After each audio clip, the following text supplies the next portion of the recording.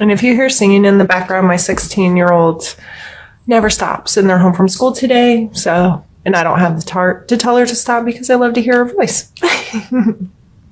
Aquarius, coming out first in our mental space is the Seven of Cups. So there may be some indecision or a reevaluation of, what do I really want to connect to emotionally this month? And that may be on your mind a bit, weighing options or considering options, or where am I going to spend my time? Who do I want to connect with? How do I want to connect with them? Whether you're single or with someone, this doesn't have to be a significant other or a dating type relationship or spousal type relationship. This can be friends and family and coworkers. But I kind of see this guy standing at a vending machine and weighing his options. And some of the options don't look very appetizing. And some of them are kind of a mystery. And some of them hold a lot of promise. So I just take this as a time to evaluate how you're connecting to people, who you're connecting with, how you're connecting with them, and just reevaluating that. Spend some time thinking about it and deciding what button you're going to push there. Coming next in our physical space is the Star. So apparently, Aquarius, you are feeling very much like yourself. This is your card. In your physical space, you may just feel very comfortable there, renewed, refreshed, relaxed, all those beautiful R words, because that's what this card's all about, is a renewal and just feeling connected, feeling, I don't know, like the universe is shining on you. And that's a really beautiful energy. I love this card, and I love you, Aquarius people. I have a child who's an Aquarius who is a lot of fun, and she is spunky and smart and a little feisty, and she's her personality is refreshing. So every time I see this card, it kind of it squeezes my heart a little bit, because I see my baby and all of the amazing attributes associated with this card as part of her personality. And now, don't get me wrong, my children aren't perfect, but she's a really cool kid. And it's hard for me to articulate this card so much, because it does manifest so much feeling for me that's associated with her. So as an Aquarius, if you're curious about this card and what it means, look it up, Google it. It's easy to find information on tarot. And don't just read from one source. Different sources have different perspectives on the energies and how they play in our life.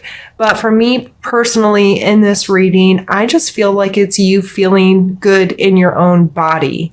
And especially here, followed by the Knight of Wands and our emotional space, he is feeling himself, right? He's fancy. He's like, he has this charisma about him, and he appreciates beauty in his space, but he also appreciates it within himself. He doesn't have a problem like showing off here. Both he and his horse are like, we have arrived, pay attention to us.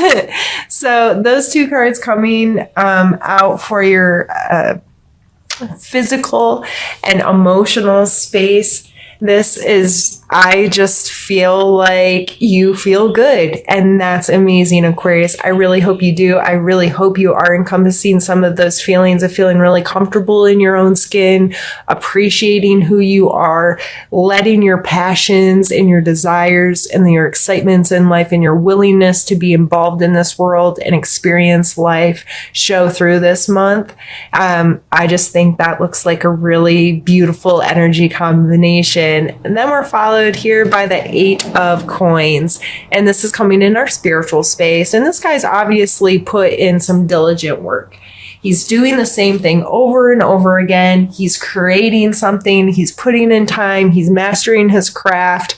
This card can speak of monotony a little bit. So you may feel like you might feel a little bored in some of your spiritual practices or connections in life.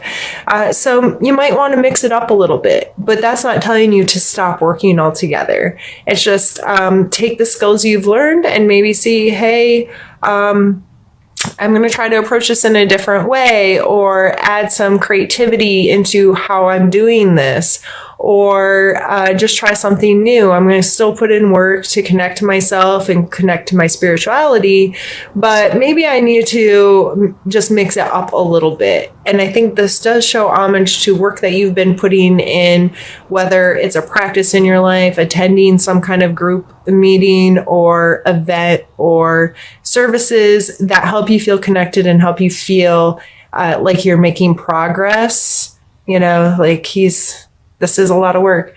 I would feel good about that, appreciate that about yourself. But if you are feeling a little like, this is getting old, that doesn't mean stop. That just mean you need a shift in perspective, or a shift in how you approach that aspect of yourself. All right, Aquarius, we're going to pause there and we're going to move on to the second part of our reading. I find it interesting that the sun came out for a challenge with a star as your physical space. A challenge, the sun card can be one of feeling very joyful, feeling very connected, feeling, like you're part of the earth, and that sunshine is fueling you. This may be that you just simply need to get outside and let the sunshine stand on you, let your feet touch the earth. That nourishing and healing that can happen in the sunshine. I really feel like I'm taking this in a much more physical context rather than emotional for some reason. And that's really all I can think about is putting your feet on some dirt or some sand or some whatever is in your space of the world, and looking up at the sky and paying attention to the outside world. Some of us get really consumed by our homes and our jobs and our families and our stuff and all of them. We lose touch with the world and how big and vast and amazing it all is and how it all works. So maybe taking the opportunity to disconnect a little bit and be in nature, or just simply breathe some fresh air, go for a walk. Anything where you can connect in your physical body this month may really play a role. I would just take that opportunity if it's given to you this month and see how that makes you feel. We have the Death card and the 8 of Coins again for the second time. They're just depicted differently from the different artists, but they're the same card again. He's put in the work, and his are displayed a bit differently, but he's there doing it.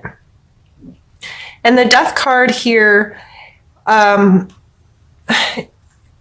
out as a strength, is the ability to allow things to end.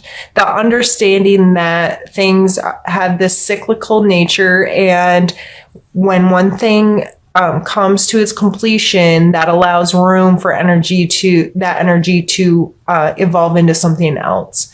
And I believe, Aquarius, from what I know of a lot of you personally, that you are able to do that. You're not necessarily prone to holding large grudges or carrying around things from the past. A lot of you do seem to possess a strength of being able to move on from things in a healthy way without getting too beat down. I'm not saying that you don't hurt and suffer and whatnot like the rest of us. I'm saying that you do possess a strength of being able to understand that energy. And a lot of you, your personalities are capable of letting things end. And so, but it's coming here with this 8. And to me, this may be speaking about finding ways to end monotony, finding ways to keep things fresh and renewed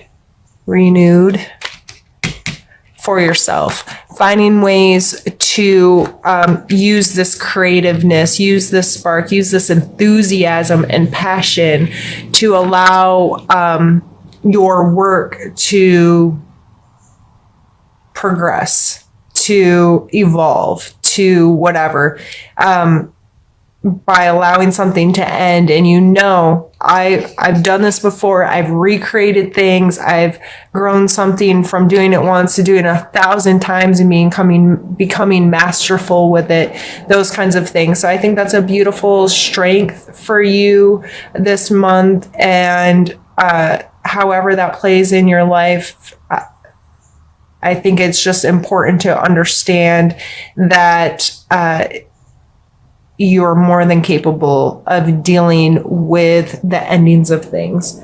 Let's pull a card for your need to know. Right, so we have the 5 of Cups and the 10 of Wands.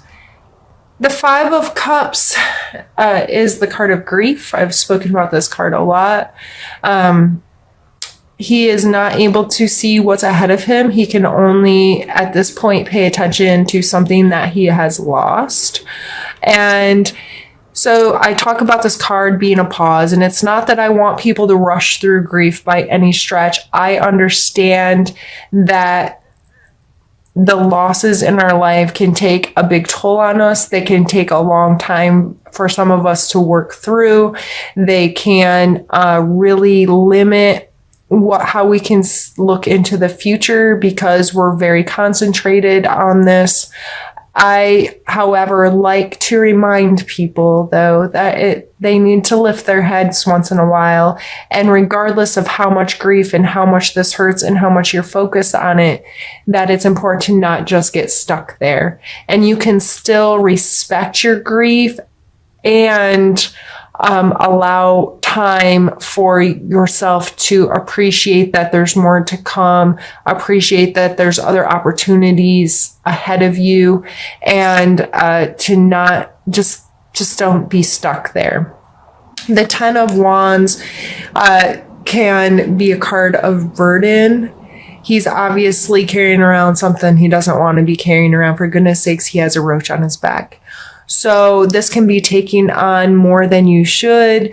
This can be overextending yourself. This can be feeling very weighed down by things, life. These 2 cards coming together makes me feel like you could be carrying around someone else's stuff that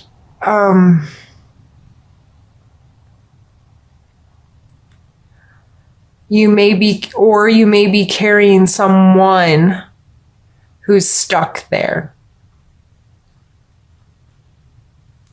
Picking up the slack, if you will.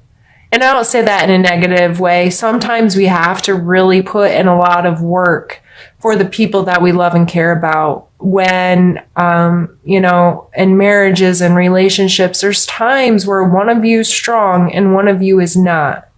And there are times that you will pick up the slack for them so they can have their time to heal, or they can have their time to do whatever they need to do. I think these coming out in your need to know is just a way for you to be mindful of, if you're doing that, is it good for you? Is it healthy for you? How can you have a better relationship to this? And it's not horrible if you're the one carrying around somebody else's stuff, or but don't wear yourself out. And now if somebody else is carrying around your stuff because you can't get your life together, which I don't believe with the other cards coming out, I don't really think you're the one that's being the problem, Aquarius. But if you're putting your stuff on other people so you can stay stuck there, you may need to have some honest conversations with yourself and help yourself, come to an end with that so you can lift your head and redistribute some of this burdensome stuff that's happening in your space. So someone doesn't have to feel like that, whether it's you or someone else, but just a reassessment of how this is gonna go. So you can both, whoever this is, or it could just all be you, but continue on in a healthier way.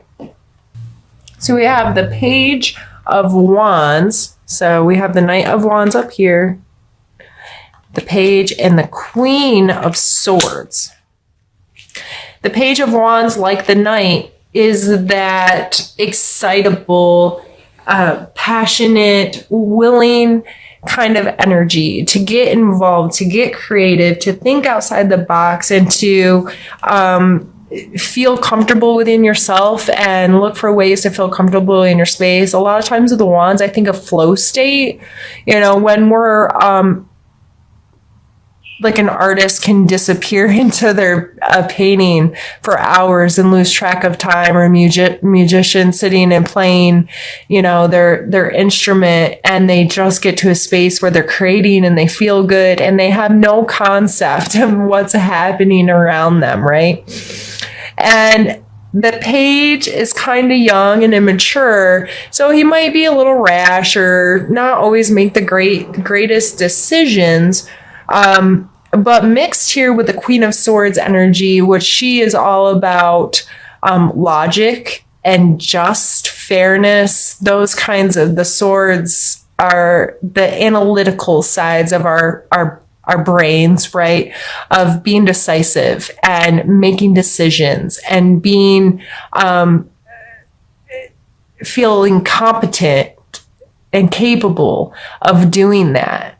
And I love the Queen of Swords. She is my favorite. I say favorite for about 5 or 10 different kinds.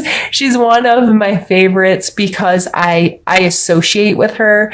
I sometimes think of her as someone who's brutally honest to a fault. That friend that will hold no punches, tell you exactly what they think, are going to call you on your BS and be really straightforward, but they have good intentions. They truly have your best interest at heart.